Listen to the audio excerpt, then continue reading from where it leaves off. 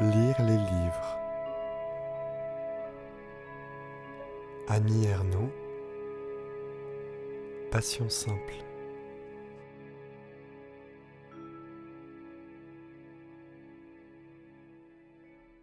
Nous deux, le magazine, est plus obsède que Sade. Roland Barthes.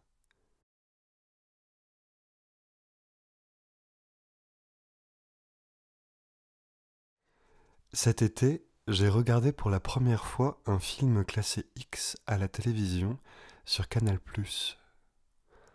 Mon poste n'a pas de décodeur. Les images sur l'écran étaient floues. Les paroles remplacées par un bruitage étrange, grésillement, clapotis, une sorte d'autre langage, doux et ininterrompu. On distinguait une silhouette de femme, en guêpière, avec des bas. Un homme. L'histoire était incompréhensible, et on ne pouvait prévoir quoi que ce soit, des gestes ou des actions. L'homme s'est approché de la femme. Il y a eu un gros plan. Le sexe de la femme est apparu, bien visible, dans les scintillements de l'écran, puis le sexe de l'homme, en érection, qui s'est glissé dans celui de la femme. Pendant un temps très long, le va-et-vient des deux sexes a été montré sous plusieurs angles. La queue est réapparue entre la main de l'homme et le sperme s'est répandu sur le ventre de la femme. On s'habitue certainement à cette vision. La première fois est bouleversante. Des siècles et des siècles, des centaines de générations, et c'est maintenant, seulement, qu'on peut voir cela. Un sexe de femme et un sexe d'homme s'unissant, le sperme, ce qu'on ne pouvait regarder sans presque mourir, devenu aussi facile à voir qu'un serrement de main. Il m'a semblé que l'écriture devrait tendre à cela. Cette impression que provoque la scène de l'acte sexuel, cette angoisse et cette stupeur, une suspension du jugement moral.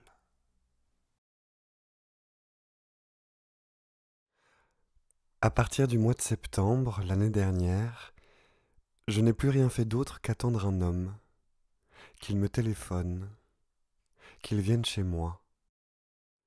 J'allais au supermarché, au cinéma, je portais des vêtements au pressing, je lisais, je corrigeais des copies. J'agissais exactement comme avant, mais sans une longue accoutumance de ces actes, cela m'aurait été impossible, sauf au prix d'un effort effrayant. C'est surtout en parlant que j'avais l'impression de vivre sur ma lancée. Les mots et les phrases, le rire même, se formaient dans ma bouche sans participation réelle de ma réflexion ou de ma volonté. Je n'ai plus d'ailleurs qu'un souvenir vague de mes activités, des films que j'ai vus, des gens que j'ai rencontrés. L'ensemble de ma conduite était factice. Les seules actions où j'engageais ma volonté, mon désir et quelque chose qui doit être l'intelligence humaine, prévoir, évaluer le pour et le contre, les conséquences, avaient tout un lien avec cet homme. Lire dans le journal les articles sur son pays, il était étranger. Choisir des toilettes et des maquillages. Lui écrire des lettres. Changer les draps du lit et mettre des fleurs dans la chambre. Noter ce que je ne devais pas oublier de lui dire la prochaine fois qui était susceptible de l'intéresser. Acheter du whisky, des fruits, diverses petites nourritures pour la soirée ensemble. Imaginer dans quelle pièce nous ferions l'amour à son arrivée.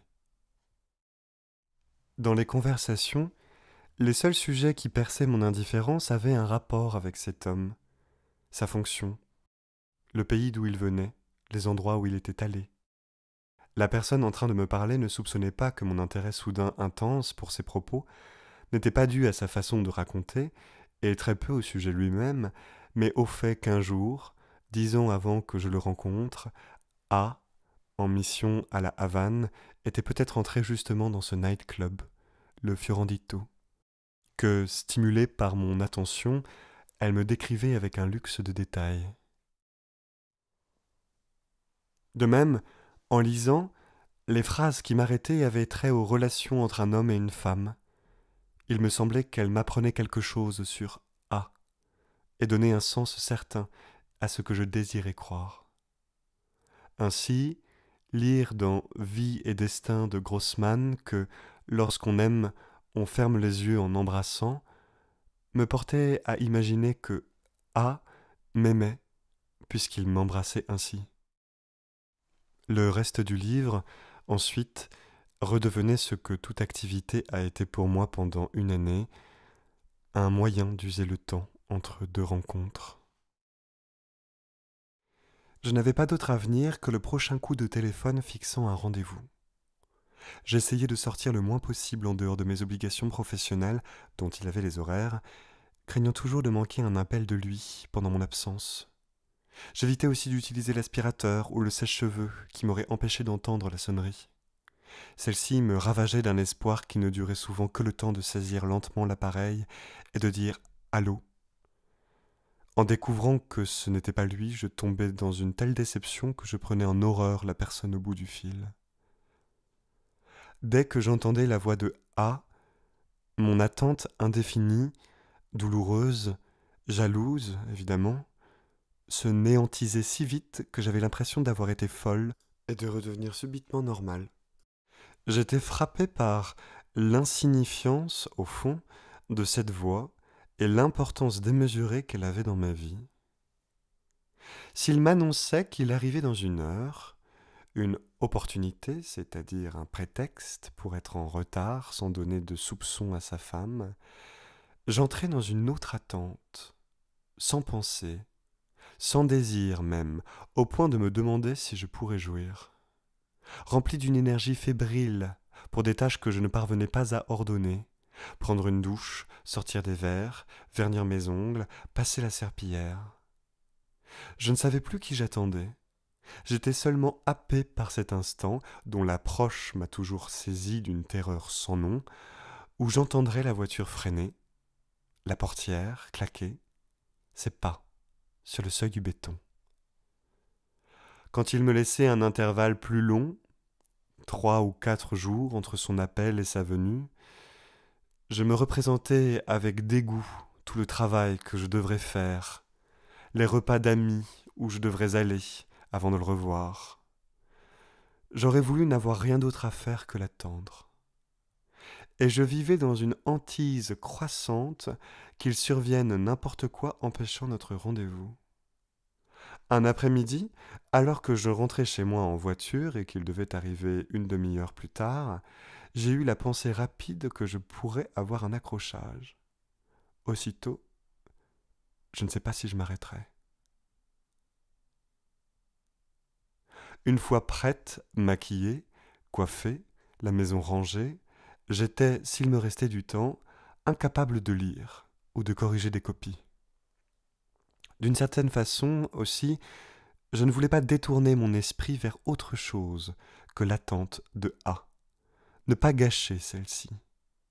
Souvent, j'écrivais sur une feuille la date, l'heure, et il va venir, avec d'autres phrases, des craintes qu'il ne vienne pas, qu'il ait moins de désir. Le soir, je reprenais cette feuille. Il est venu, notant en désordre des détails de cette rencontre. Puis je regardais, hébété, la feuille gribouillée avec les 2 paragraphes écrits avant et après qui se lisaient à la suite, sans rupture. Entre les deux, il n'y avait eu des paroles, des gestes qui rendaient tout le reste dérisoire, y compris l'écriture par laquelle j'essayais de les fixer.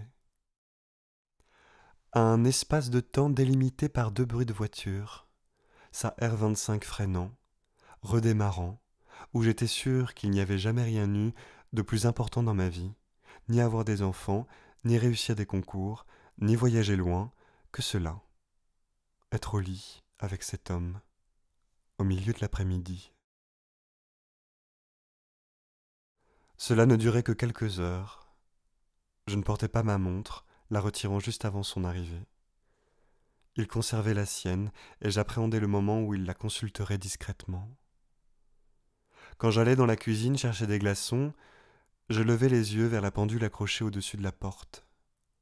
plus que 2 heures, 1 heure, ou dans 1 heure je serai là, et il sera reparti. Je me demandais avec stupeur, où est le présent ?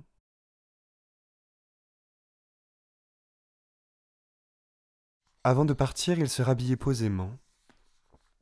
Je le regardais boutonner sa chemise, enfiler ses chaussettes, son slip, son pantalon, se tourner vers la glace pour nouer sa cravate. Quand il aurait mis son veston, tout serait fini.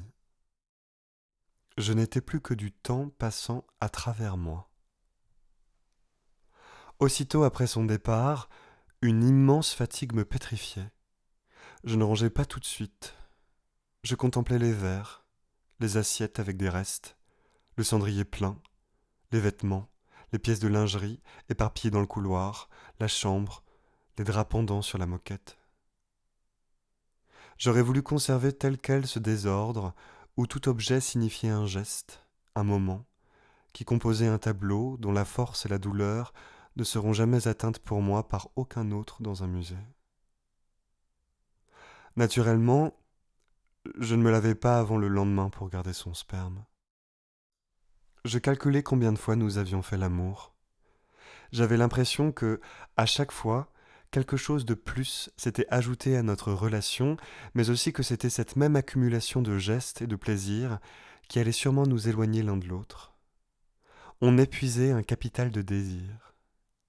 Ce qui était gagné dans l'ordre de l'intensité physique était perdu dans celui du temps. Je tombais dans un demi-sommeil où j'avais la sensation de dormir dans son corps à lui. Le jour suivant, je vivais dans une torpeur où se reformait indéfiniment une caresse qu'il avait eue, se répétait un mot qu'il avait prononcé. Il ne connaissait pas de mots français obscènes, ou bien il n'avait pas envie de les utiliser parce que ceux-ci n'étaient pas pour lui chargés d'interdit social, des mots aussi innocents que les autres, comme l'auraient été pour moi des mots grossiers dans sa langue. Dans le RER, au supermarché, j'entendais sa voix murmurer « Caresse-moi le sexe avec ta bouche ».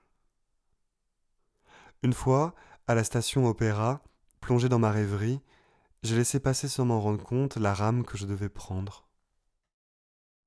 Cette anesthésie se dissipait progressivement.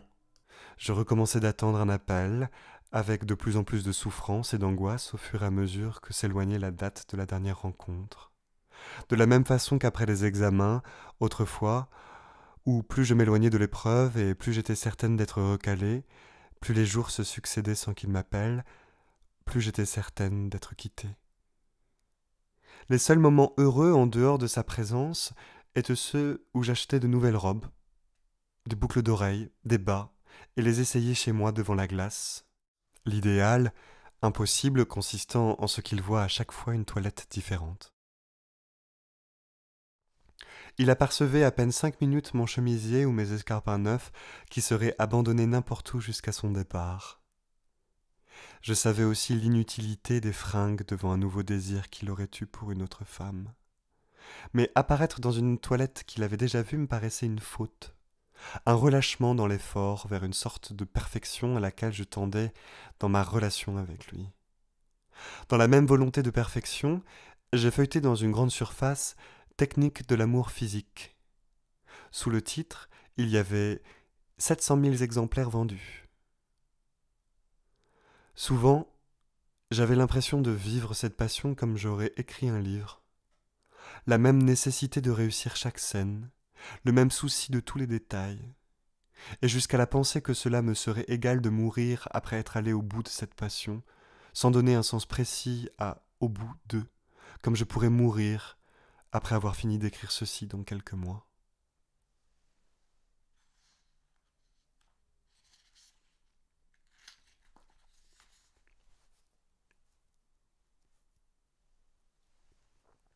J'essayais, devant les gens que je fréquente, de ne pas laisser transparaître mon obsession dans mes paroles, bien que cela réclame une vigilance difficile à maintenir constamment.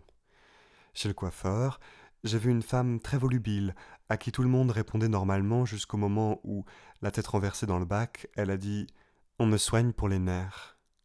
Aussitôt, imperceptiblement, le personnel s'est adressé à elle avec une retenue distante, comme si cet aveu irrépressible était la preuve de son dérangement. J'avais peur de paraître moi aussi anormal si j'avais dit « je vis une passion ». Pourtant, quand je me trouvais au milieu d'autres femmes, à la caisse du supermarché, à la banque, je me demandais si elles avaient comme moi un homme sans arrêt dans la tête. Sinon, comment elles faisaient pour vivre ainsi? C'est-à-dire, d'après mon existence d'avant, en n'ayant comme attente que le week-end, une sortie au restaurant, la séance de gym, ou les résultats scolaires des enfants, tout ce qui m'était maintenant ou pénible ou indifférent. À la faveur d'une confidence, une femme ou un homme qui avouait être en train de vivre ou avoir vécu un amour dingue pour un mec ou une relation très forte avec quelqu'un, j'avais envie de me livrer quelquefois. L'euphorie de la complicité disparue, je m'en voulais de m'être laissé aller, si peu que ce soit.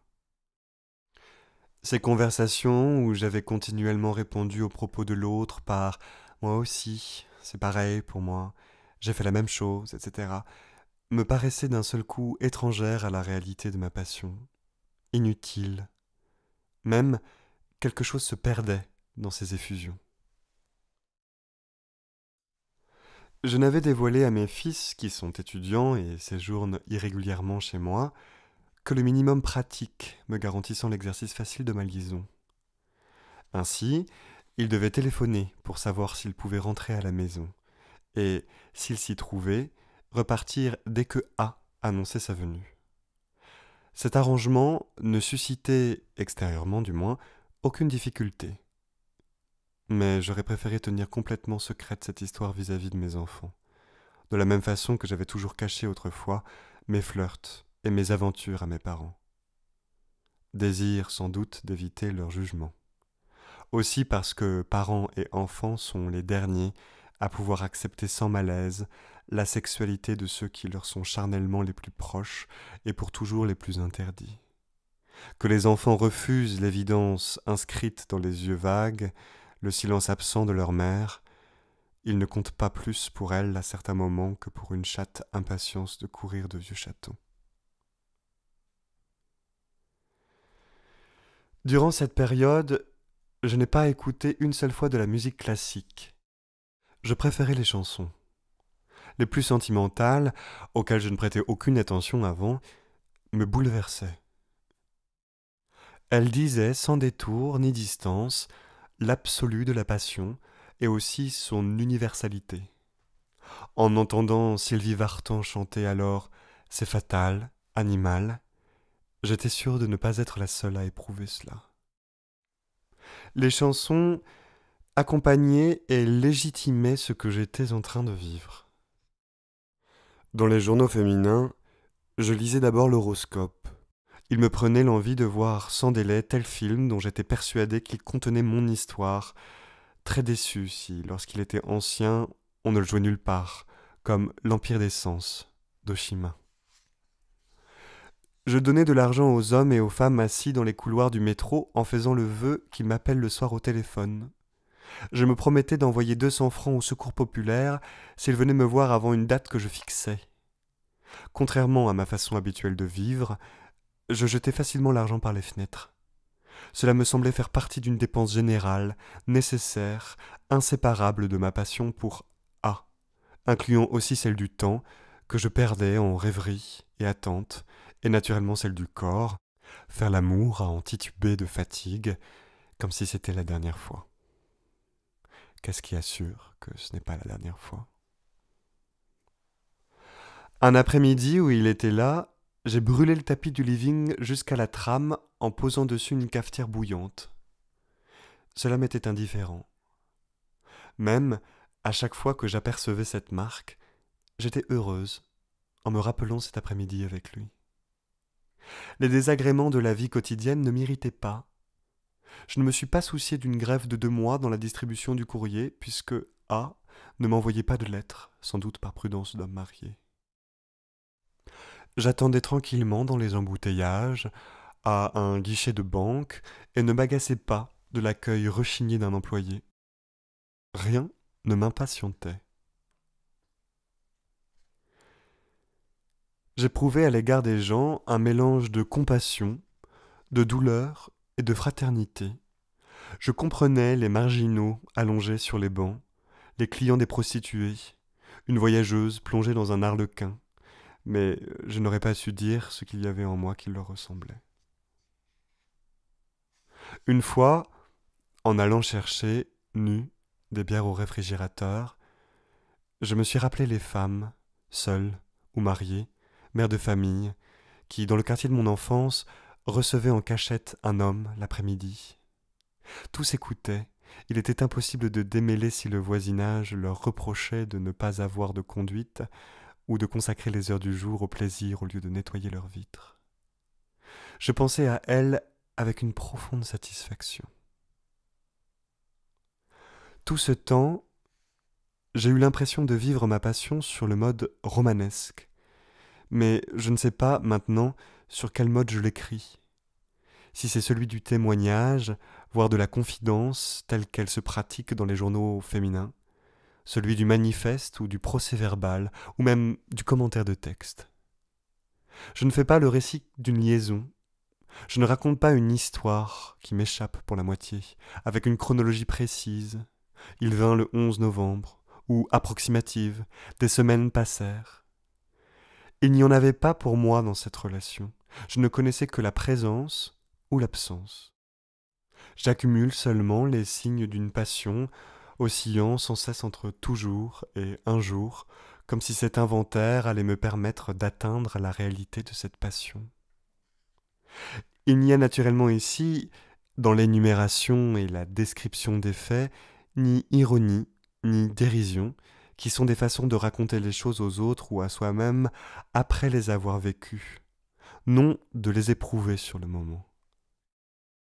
Quant à l'origine de ma passion, je n'ai pas l'intention de la chercher dans mon histoire lointaine, celle que me ferait reconstituer un psychanalyste, ou récente, ni dans les modèles culturels du sentiment qui m'ont influencé depuis l'enfance, autant en emporte le vent, Phèdre, ou les chansons de Piaf sont aussi décisifs que le complexe d'Oedipe. Je ne veux pas expliquer ma passion, cela reviendrait à la considérer comme une erreur ou un désordre dont il faut se justifier, mais simplement l'exposer. Les seules données, peut-être, à prendre en compte seraient matérielles, le temps et la liberté dont j'ai pu disposer pour vivre cela. Il aimait les costumes Saint-Laurent, les cravates Cerruti et les grosses voitures. Il conduisait vite, avec appel de phare, sans parler, comme entièrement livré à la sensation d'être libre, bien habillé, en situation dominante sur une autoroute française, lui qui venait d'un pays de l'Est. Il appréciait qu'on lui trouve une ressemblance avec Alain Delon. Je devinais avant qu'on puisse le faire avec justesse lorsqu'il s'agit d'un étranger, qu'il n'était pas attiré par les choses intellectuelles et artistiques, malgré le respect qu'elles lui inspiraient. À la télévision, il préférait les jeux et Santa Barbara. Tout cela m'était égal. Sans doute parce que je pouvais considérer les goûts de A, étranger, comme des différences culturelles avant tout, alors que chez un Français, ces mêmes goûts me seraient apparus d'abord comme des différences sociales. Ou peut-être avais-je plaisir à retrouver en A la partie la plus parvenue de moi-même. J'avais été une adolescente avide de robes, de disques et de voyages, privée de ses biens parmi des camarades qui les avaient, à l'image de A, privée avec tout son peuple, n'aspirant qu'à posséder les belles chemises et les magnétoscopes des vitrines occidentales. Il buvait beaucoup, selon l'usage des pays de l'Est. Cela m'effarait à cause d'un accident possible en repartant sur l'autoroute, mais ne me répugnait pas. Même s'il lui arrivait de tituber ou d'éructer en m'embrassant, au contraire, j'étais heureuse d'être unie à lui dans un début d'abjection. Je ne savais pas de quelle nature était sa relation avec moi. Au début, j'avais déduit de certains indices, son air heureux et son silence en me regardant, dire « j'ai roulé comme un fou pour venir », me raconter son enfance, qu'il éprouvait la même passion que moi. Cette certitude avait ensuite vacillé.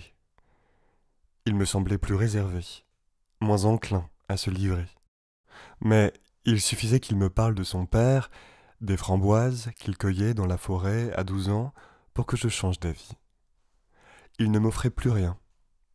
Quand je recevais des fleurs ou un livre de la part d'amis, je pensais aux attentions que lui ne jugeait pas nécessaire d'avoir à mon égard, mais aussitôt, il me fait cadeau de son désir. J'enregistrais avidement les phrases que je prenais pour des signes de sa jalousie, seule preuve, selon moi, de son amour. Après quelque temps, je m'apercevais que « est-ce que tu pars pour Noël ?»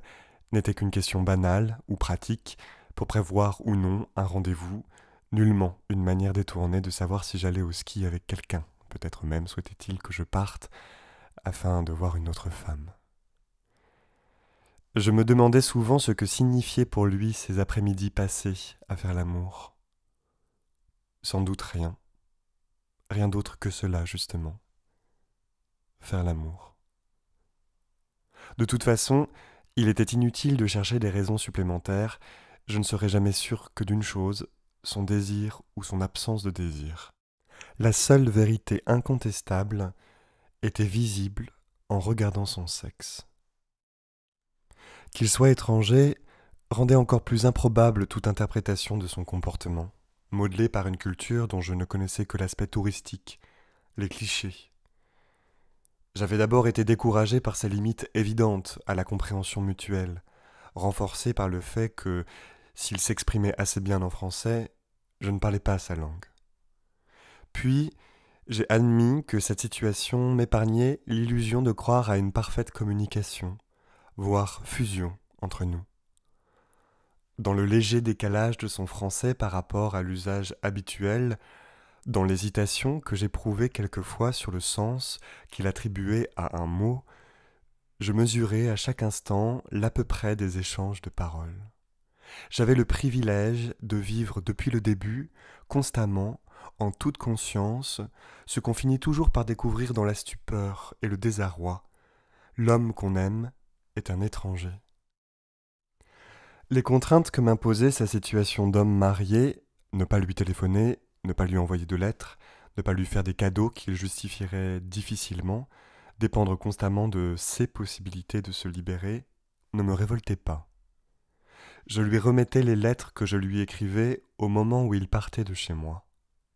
Soupçonner qu'une fois lues, il les jetait peut-être en petits morceaux sur l'autoroute, ne m'empêchait pas de continuer à lui écrire. Je prenais garde à ne laisser aucun signe de moi sur ses vêtements, et je ne lui faisais pas de marque sur la peau. Autant que le désir de lui éviter toute scène avec sa femme, il y avait celui de ne pas encourir de sa part une rancune qui l'aurait conduit à me quitter. Pour cette même raison, j'évitais de le rencontrer dans des endroits où elle l'accompagnait. J'avais peur de trahir devant elle, par un geste spontané, caresser la nuque de A, arranger un détail de sa tenue, le lien que nous avions. Je ne voulais pas non plus souffrir inutilement, en me représentant, comme chaque fois que je la voyais, A lui faisant l'amour, que je la juge insignifiante, qu'il le fasse peut-être parce qu'il l'avait sous la main, ne pouvait rien contre la torture d'une telle vision. Ces contraintes même étaient source d'attente et de désir. Comme il m'appelait toujours depuis les cabines téléphoniques, au fonctionnement imprévisible, quand je décrochais, il n'y avait souvent personne au bout du fil. À la longue, j'ai appris que ce faux appel en précédait un vrai, au plus un quart d'heure après, le temps de trouver un appareil en état de marche. Ce premier appel, muet, était le signe avant-coureur de sa voix, une rare promesse certaine de bonheur, et l'intervalle qui me séparait de l'appel suivant, où il dirait mon prénom et « on peut se voir », l'un des plus beaux moments qui soit. Devant la télévision le soir, je me demandais s'il était en train de regarder la même émission ou le même film que moi, surtout si le sujet en était l'amour ou l'érotisme, si le scénario avait une correspondance avec notre situation. J'imaginais alors qu'il voyait la femme d'à côté en nous substituant au personnage. S'il me disait avoir vu effectivement ce film, j'avais tendance à croire qu'il l'avait choisi ce soir-là à cause de nous, et que, représentée à l'écran, notre histoire devait lui paraître plus belle, en tout cas justifiée. Naturellement, j'écartais vite l'idée que notre lien pouvait, à l'inverse, lui sembler dangereux, puisqu'au cinéma, régulièrement, toutes les passions hors mariage finissent mal. Quelquefois, je me disais qu'il passait peut-être toute une journée sans penser une seconde à moi.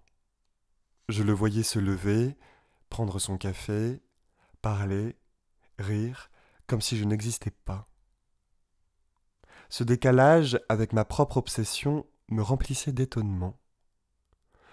Comment était-ce possible? Mais lui-même aurait été stupéfait d'apprendre qu'il ne quittait pas ma tête du matin au soir. Il n'y avait pas de raison de trouver plus juste mon attitude ou la sienne. En un sens, j'avais plus de chance que lui.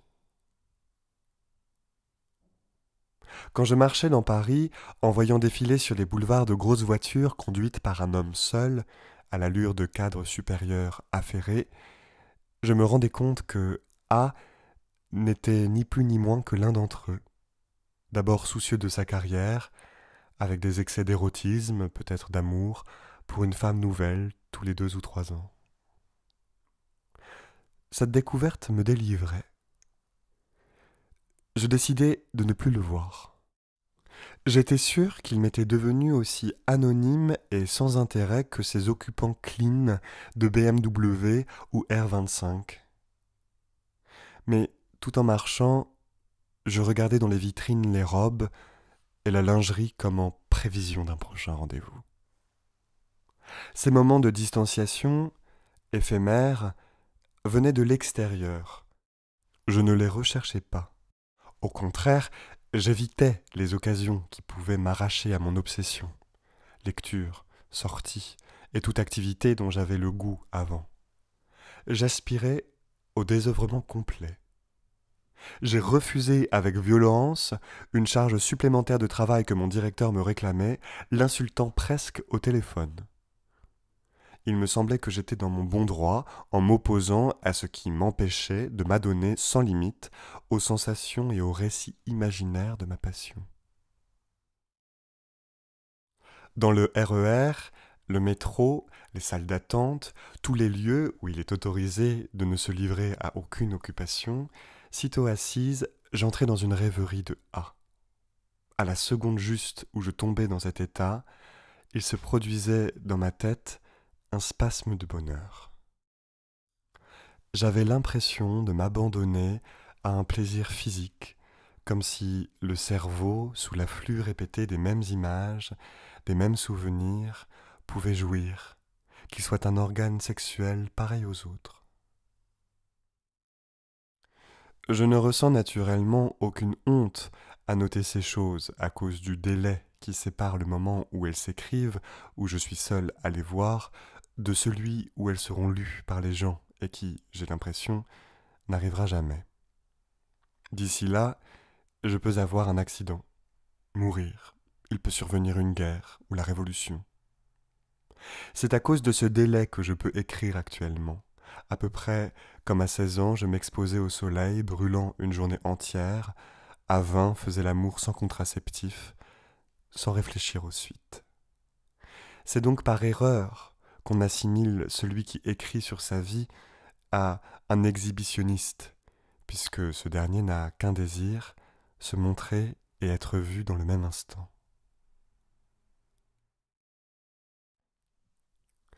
Au printemps, mon attente est devenue continuelle. Une chaleur précoce s'était installée dès le début du mois de mai. Les robes d'été apparaissaient dans les rues. Les terrasses de café étaient pleines.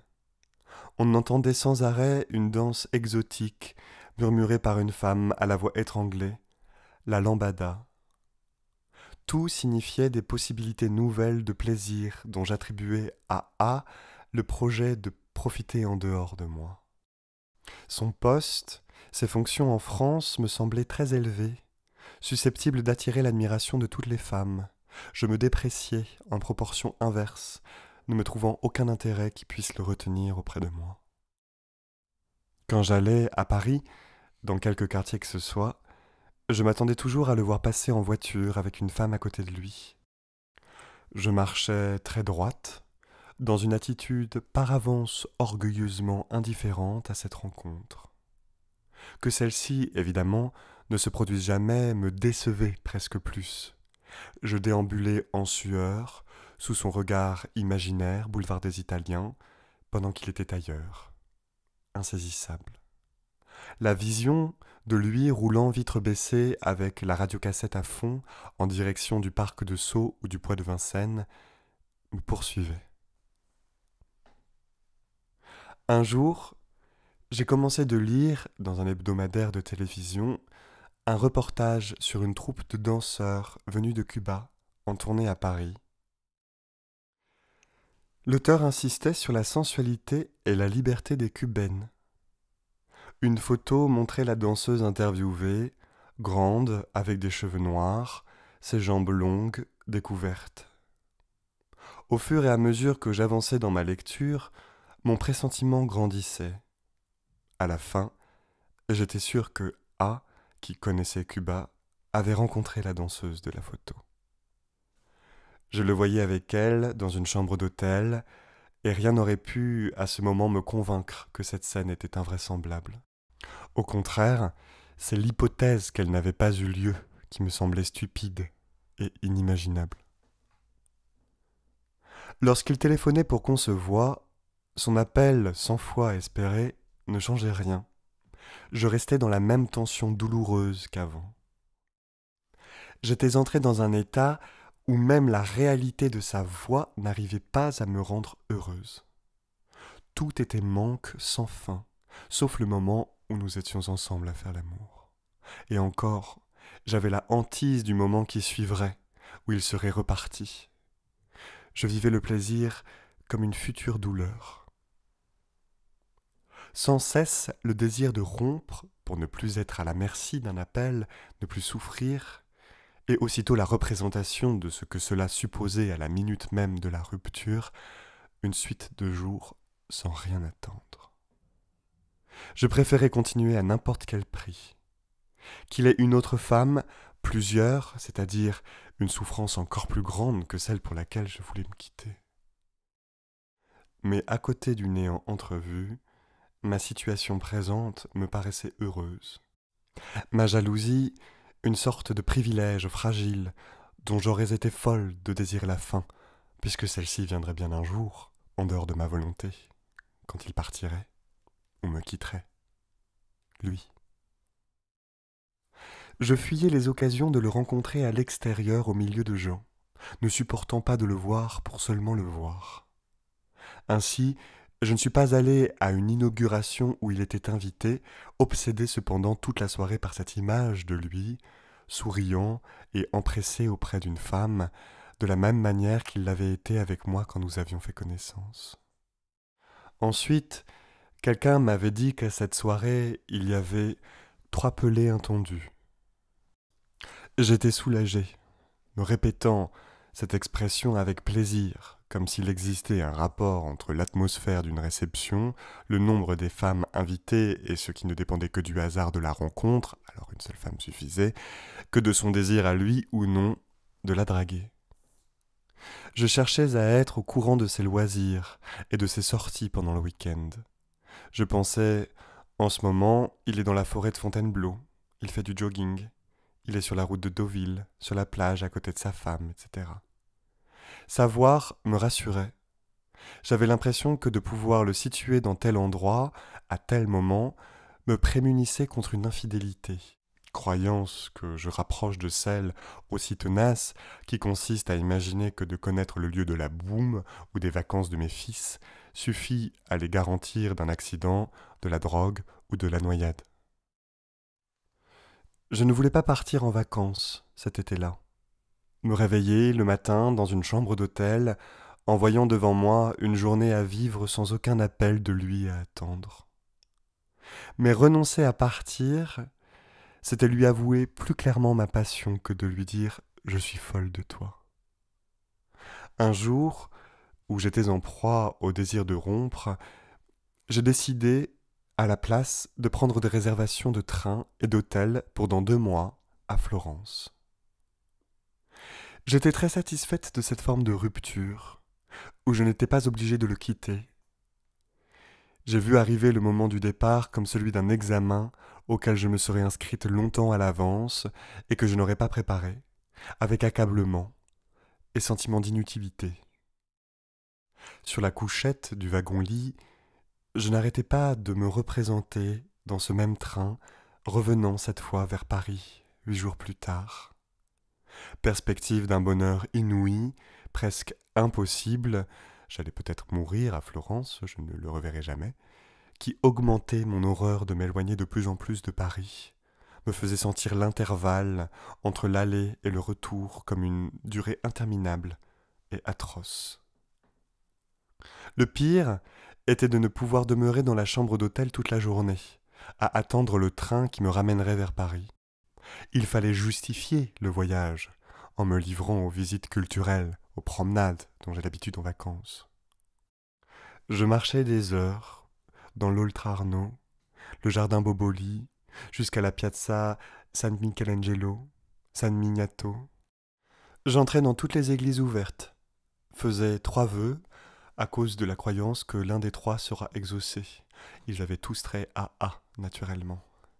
Et je restais assise dans la fraîcheur et le silence, à poursuivre l'un des multiples scénarios, un séjour ensemble à Florence, nos retrouvailles dans 10 ans sur un aéroport, etc., qui me venaient continuellement, partout, du matin au soir.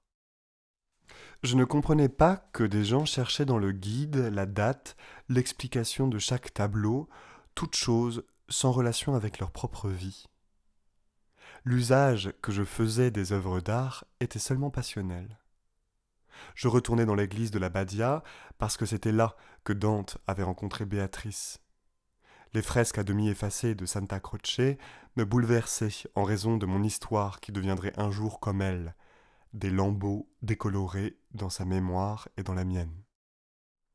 Dans les musées, je ne voyais que les représentations de l'amour.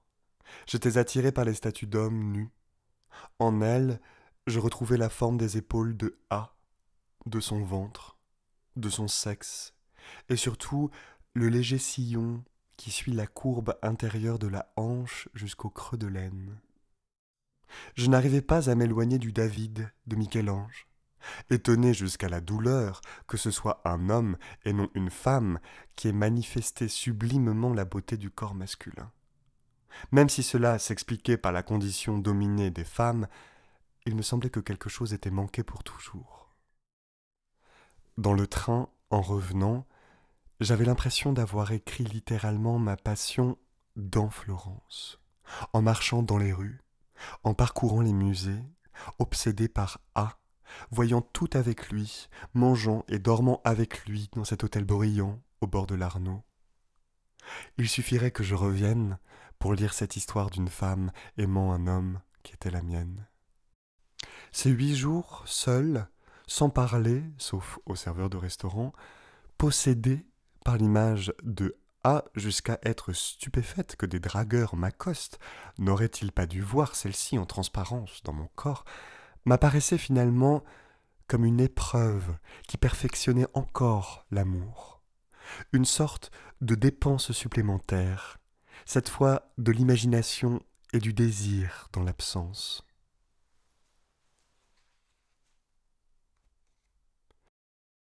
Il est parti de France et retourné dans son pays il y a 6 mois.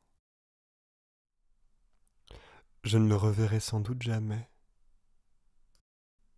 Au début, quand je me réveillais, à 2 heures du matin, cela m'était égal de vivre ou de mourir. Le corps entier me faisait mal.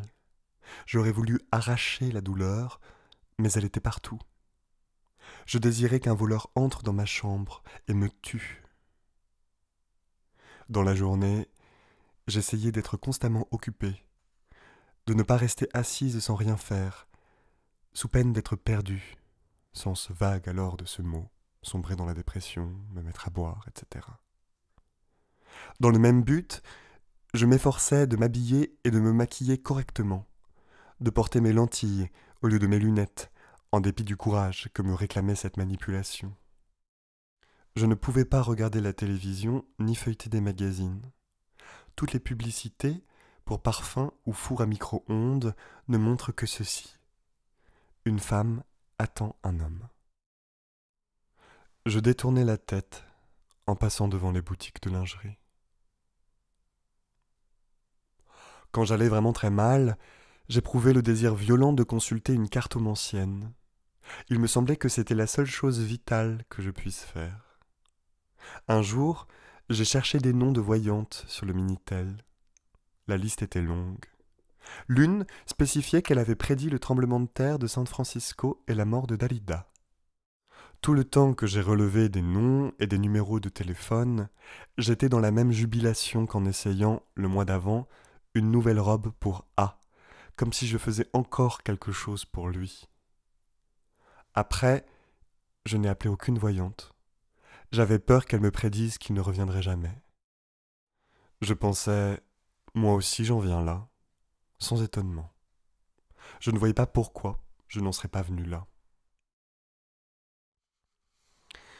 Une nuit, l'envie de passer un test de détection du sida m'a traversé.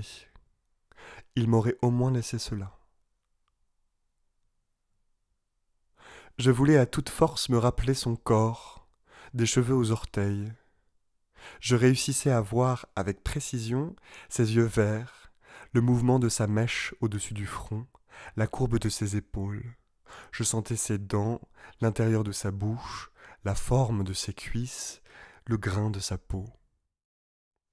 Je pensais qu'il y avait très peu entre cette reconstitution et une hallucination, entre la mémoire et la folie. Une fois, à plat ventre, je me suis fait jouir. Il m'a semblé que c'était sa jouissance à lui. Pendant des semaines, je me suis réveillé au milieu de la nuit, restant jusqu'au matin dans un état indistinct, éveillé et incapable de penser. Je voulais m'enfouir dans le sommeil, mais il demeurait continuellement comme au-dessous de moi. Je n'avais pas envie de me lever. Je voyais la journée devant moi sans projet. La sensation que le temps ne me conduisait plus à rien. Il me faisait seulement vieillir. Au supermarché, je pensais « Je n'ai plus besoin de prendre telle chose, du whisky, des amandes, etc. » Je regardais les chemisiers, les chaussures que j'avais achetées pour un homme, redevenues des fringues sans signification, juste pour être à la mode. Était-il possible de désirer ces choses, n'importe quelle chose autrement que pour quelqu'un, pour servir l'amour ? Il m'a fallu un châle à cause du froid vif. Il ne le verra pas. Je ne supportais personne. Les gens que j'arrivais à fréquenter étaient ceux que j'avais connus durant ma relation avec A. Ils figuraient dans ma passion. Même s'ils ne m'inspiraient aucun intérêt ou estime, j'avais une sorte d'affection pour eux. Mais je ne pouvais pas regarder à la télévision un présentateur d'émission, un acteur, en qui j'aimais auparavant retrouver l'allure, les mimiques, les yeux de A. Ces signes de lui dans une autre personne dont je me fichais étaient comme une imposture. Je haïssais ces types de continuer à ressembler à A. Je faisais des vœux. S'il m'appelle à la fin du mois, je donne 500 francs à un organisme humanitaire. J'imaginais qu'on se retrouvait dans un hôtel, un aéroport, ou qu'il m'envoyait une lettre. Je répondais à des paroles qu'il n'avait pas dites, à des mots qu'il n'écrira jamais. Si je me rendais dans un endroit où j'étais allé l'année dernière quand il était là, chez le dentiste ou à une réunion des professeurs, je mettais le même tailleur qu'alors, essayant de me persuader que les mêmes circonstances produiraient les mêmes effets, qu'il m'appellerait le soir au téléphone.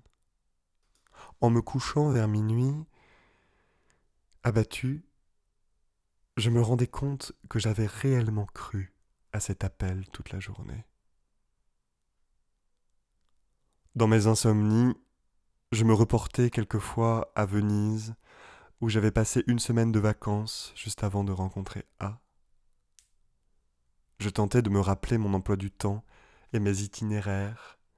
Je me replaçais sur les Zattere, dans les ruelles de la Giudecca.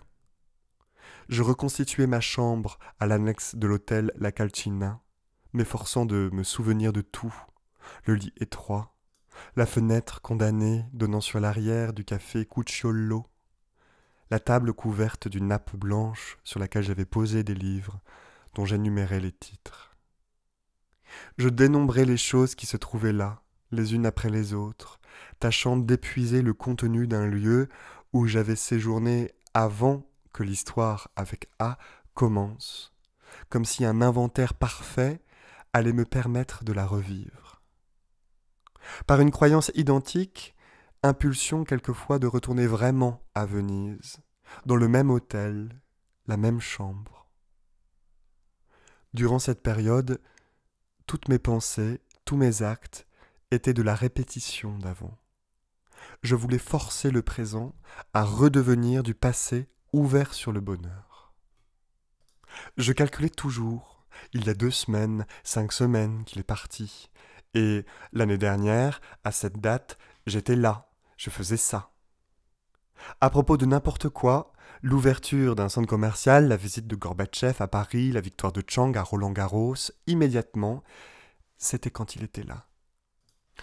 Je revoyais des moments de cette époque qui n'avaient rien de particulier. Je suis dans la salle des fichiers de la Sorbonne, je marche, boulevard Voltaire, j'essaye une jupe dans un magasin Benetton, avec une telle sensation d'y être encore que je me demandais pourquoi il était impossible de passer dans ce jour-là, ce moment-là, de la même façon qu'on passe d'une chambre à une autre. Dans mes rêves, il y avait aussi ce désir d'un temps réversible. Je parlais et me disputais avec ma mère, décédée, redevenue vivante, mais je savais dans mon rêve, et elle aussi, qu'elle avait été morte. Cela n'avait aucun caractère extraordinaire. Sa mort était derrière elle, comme une bonne chose de faite. Voilà tout. Il me semble que ce rêve m'est venu souvent. Une autre fois, c'était une petite fille en maillot de bain qui disparaissait au cours d'une excursion. La reconstitution du crime avait lieu aussitôt. L'enfant ressuscitait alors pour refaire elle-même l'itinéraire qui l'avait menée à sa propre mort. Mais pour le juge, la connaissance de la vérité compliquait la reconstitution. Dans les autres rêves, je perdais mon sac, ma route. Je ne parvenais pas à remplir ma valise pour un train imminent. Je revoyais A au milieu de gens. Il ne me regardait pas. Nous étions ensemble dans un taxi. Je le caressais. Son sexe restait inerte. Plus tard, il m'est apparu de nouveau avec son désir. On se retrouvait dans les toilettes d'un café, dans une rue le long d'un mur. Il me prenait, sans un mot. Le week-end, je m'obligeais à une activité physique forcenée. Ménage, travaux de jardin. Le soir, j'étais épuisé, les membres engourdis, comme après que A avait passé l'après-midi chez moi.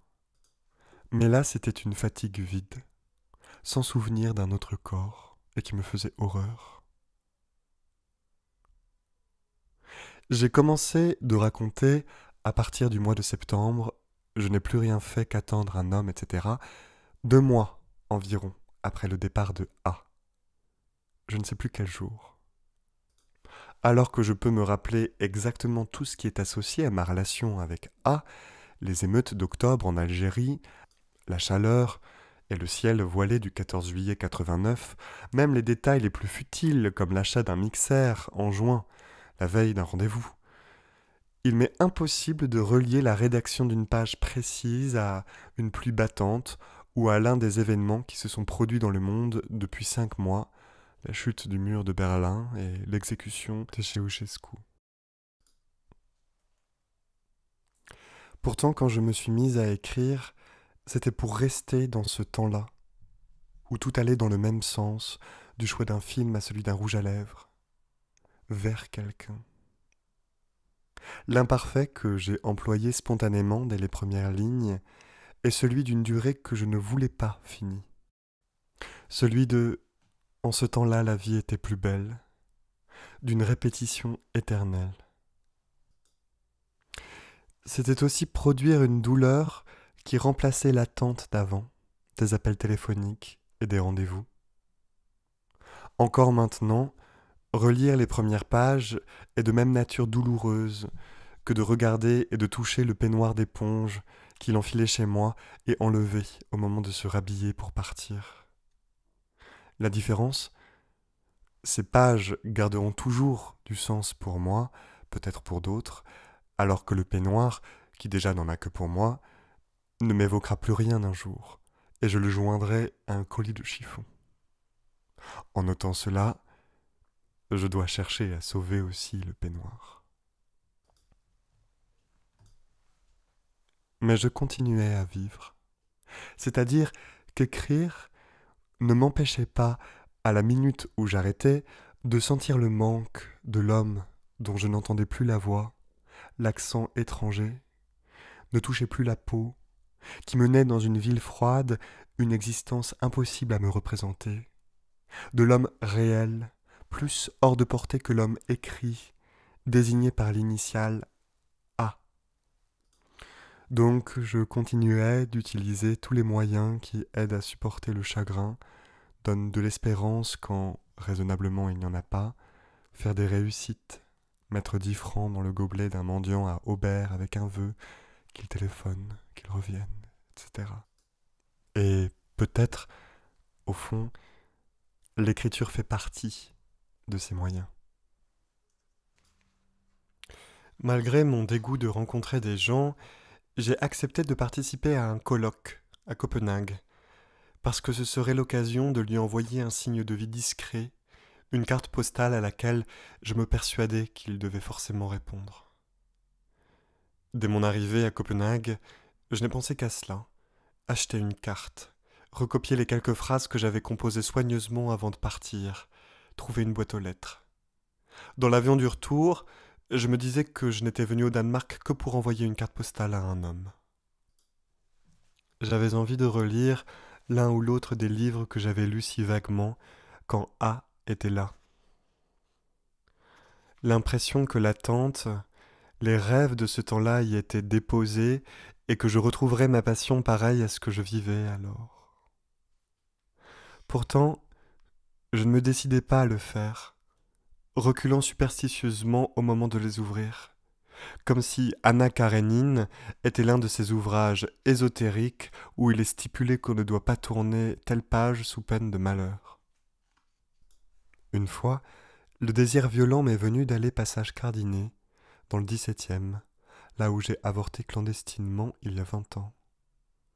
Il me semblait que je devais absolument revoir la rue, l'immeuble, monter jusqu'à l'appartement où cela s'était passé, comme espérant confusément qu'une ancienne douleur puisse neutraliser l'actuelle. Je suis descendu à la station Malesherbes, sur une place dont le nom sans doute récent ne m'évoquait rien. J'ai dû demander mon chemin à un marchand de légumes. La plaque indiquant le passage Cardinet est à moitié effacée. Les façades sont ravalées, blanches. Je suis allé au numéro dont je me souvenais et j'ai poussé la porte, l'une des rares à ne pas avoir de digicode. Il y avait au mur le tableau des résidents. La vieille femme, aide-soignante, était morte ou partie dans une maison de retraite en banlieue. Ce sont des gens de classe supérieure qui habitent la rue maintenant. En avançant vers le pont Cardinet, je me revoyais marchant à côté de cette femme qui avait tenu à m'accompagner jusqu'à la gare proche, sans doute pour m'assurer que je n'allais pas m'écrouler devant chez elle avec sa sonde dans le ventre. Je pensais, j'ai été ici un jour. Je cherchais la différence entre cette réalité passée et une fiction. Peut-être, simplement, ce sentiment d'incrédulité que j'ai été là un jour, puisque je ne l'aurais pas éprouvé vis-à-vis d'un personnage de roman. J'ai repris le métro à Malesherbes. Cette démarche n'avait rien changé, mais j'étais satisfaite de l'avoir accomplie, d'avoir renoué avec une déréliction dont l'origine était aussi un homme. Est-ce qu'il n'y a que moi pour revenir sur les lieux d'un avortement ? Je me demande si je n'écris pas pour savoir si les autres n'ont pas fait ou ressenti des choses identiques, sinon pour qu'ils trouvent normal de les ressentir. Même qu'ils les vivent à leur tour, en oubliant qu'ils les ont lus quelque part un jour. Maintenant c'est avril. Le matin, il m'arrive de me réveiller sans que la pensée de A me vienne aussitôt. L'idée de jouir à nouveau des petits plaisirs de la vie, parler avec des amis, aller au cinéma, bien dîner, me cause moins d'horreur. Je suis toujours dans le temps de la passion, puisqu'un jour je ne constaterai plus que je n'ai pas pensé à A en me réveillant. Mais ce n'est plus le même. Il a cessé d'être continu. Des détails sur lui, des paroles qu'il m'avait dites, me reviennent subitement. Ainsi qu'il était allé au cirque de Moscou et que le dresseur de chats était incroyable. Un instant, je suis rempli d'une grande tranquillité, la même que j'éprouve au sortir d'un rêve où je viens de le voir et je ne sais pas alors que j'ai rêvé. Sentiment que tout est redevenu en ordre, que maintenant c'est bon. Puis je mesure que ces propos se réfèrent à quelque chose de déjà loin. Un autre hiver est passé. Le dresseur de chats a peut-être quitté le cirque. Il est incroyable, appartient à une actualité périmée. Au détour d'une conversation, je crois comprendre brusquement une attitude de A ou découvrir un aspect de notre relation que je n'avais pas imaginé. Un collègue, avec qui je buvais un café, m'a confié qu'il avait eu une relation très physique avec une femme mariée plus âgée que lui. Quand je sortais de chez elle le soir, je respirais l'air de la rue en éprouvant une formidable sensation de virilité. J'ai pensé que A avait peut-être eu la même sensation. J'étais heureuse de cette découverte, impossible à vérifier cependant, comme si j'avais saisi ce que ne me donnent pas les souvenirs, quelque chose d'impérissable. Ce soir, dans le RER, deux filles parlaient en face de moi. J'ai entendu « Ils sont en pavillon à Barbizon ». J'ai cherché ce que me rappelait ce nom et je me suis souvenu, après quelques minutes, que A m'avait dit y être allé un dimanche avec sa femme. C'était un souvenir égal à un autre. Par exemple, à celui qui m'aurait évoqué le nom de Brunois, où habitait une amie perdue de vue. Le monde, donc, recommence de signifier en dehors de A. L'homme au chat du cirque de Moscou, le peignoir d'éponge, Barbizon, tout le texte construit dans ma tête jour après jour depuis la première nuit, avec des images, des gestes, des paroles, l'ensemble des signes qui constituent le roman non écrit d'une passion, commence à se défaire. De ce texte vivant, celui-ci n'est que le résidu, la petite trace. Comme l'autre, un jour, il ne me sera rien. Je n'arrive pourtant pas à le quitter, pas plus que je n'ai pu quitter A l'année dernière, au printemps, quand mon attente et mon désir de lui étaient ininterrompus. Tout en sachant qu'à l'inverse de la vie, je n'ai rien à espérer de l'écriture, où il ne survient que ce qu'on y met. Continuer, c'est aussi repousser l'angoisse de donner ceci à lire aux autres. Tant que j'étais dans la nécessité d'écrire, je ne me souciais pas de cette éventualité. Maintenant que je suis allé au bout de cette nécessité, je regarde les pages écrites avec étonnement et une sorte de honte. Jamais ressenti, au contraire, en vivant ma passion, pas davantage en la relatant. Ce sont les jugements, les valeurs normales du monde qui se rapprochent avec la perspective d'une publication. Il est possible que l'obligation de répondre à des questions du genre « est-ce autobiographique ?», d'avoir à se justifier de ceci et cela, empêche toutes sortes de livres de voir le jour, sinon sous la forme romanesque où les apparences sont sauves. Ici encore, devant les feuilles couvertes de mon écriture raturée, illisible sauf pour moi, je peux croire qu'il s'agit de quelque chose de privé, de presque enfantin, ne portant pas à conséquence, comme les déclarations d'amour et les phrases obscènes que j'inscrivais en classe à l'intérieur de mes protège-cahiers, et tout ce qu'on peut écrire tranquillement, impunément, tant qu'on est sûr que personne ne le verra. Quand je commencerai à taper ce texte à la machine, qu'il m'apparaîtra dans les caractères publics, mon innocence sera finie. Février 91. Je pourrais m'arrêter à la phrase qui précède et faire comme si rien de ce qui se produit dans le monde et dans ma vie ne pouvait plus intervenir dans ce texte.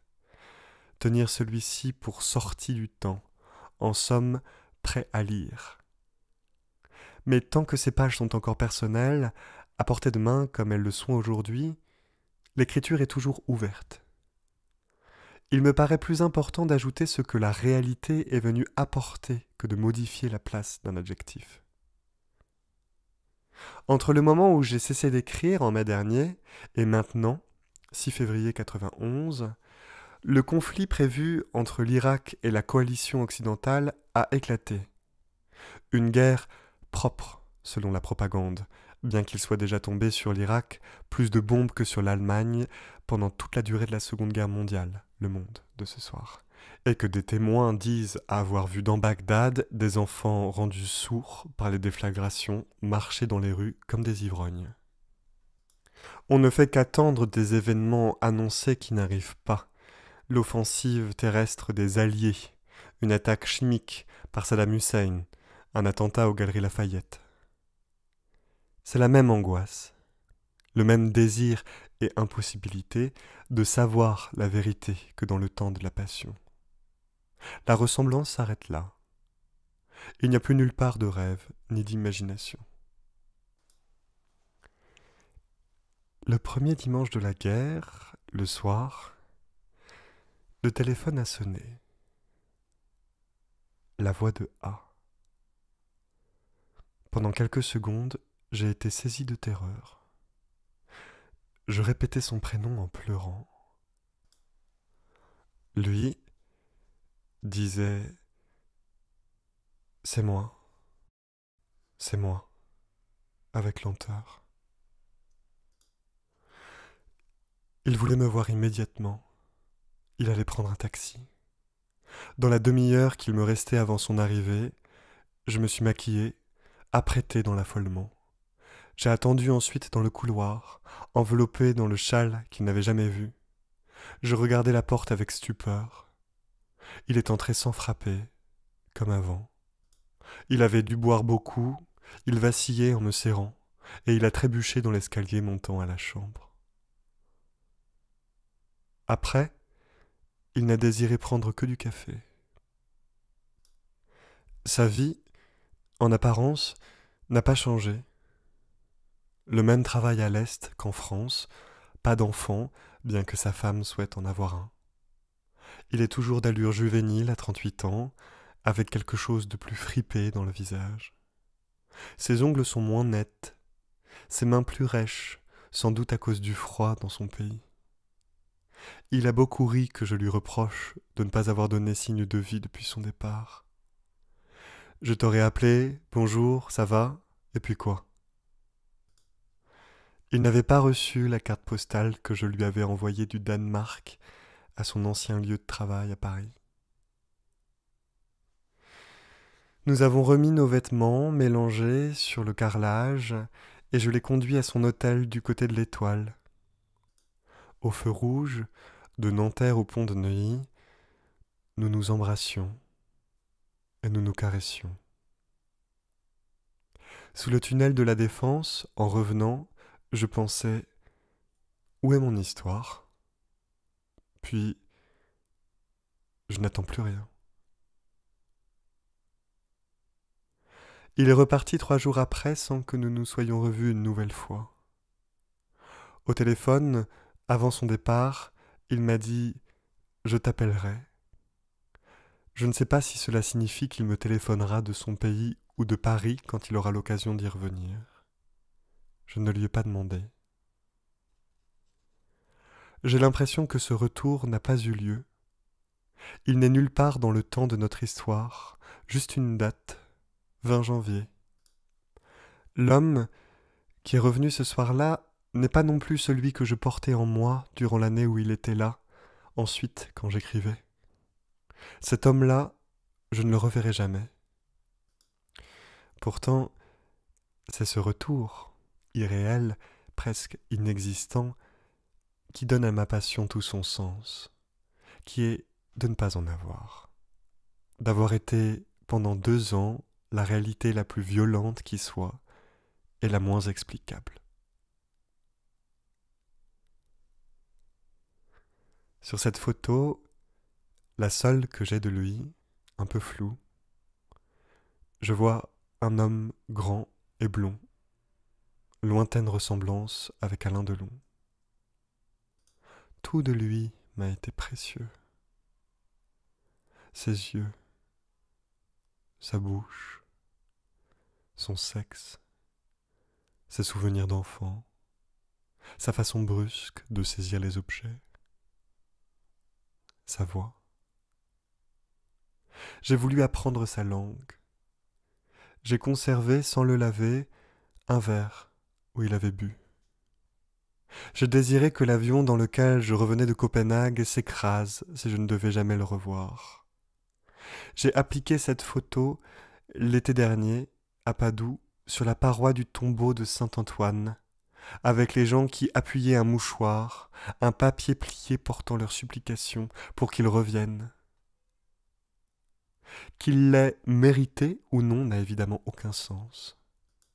Et que tout cela commence à m'être aussi étranger que s'il s'agissait d'une autre femme ne change rien à ceci. Grâce à lui, je me suis approché de la limite qui me sépare de l'autre, au point d'imaginer parfois la franchir.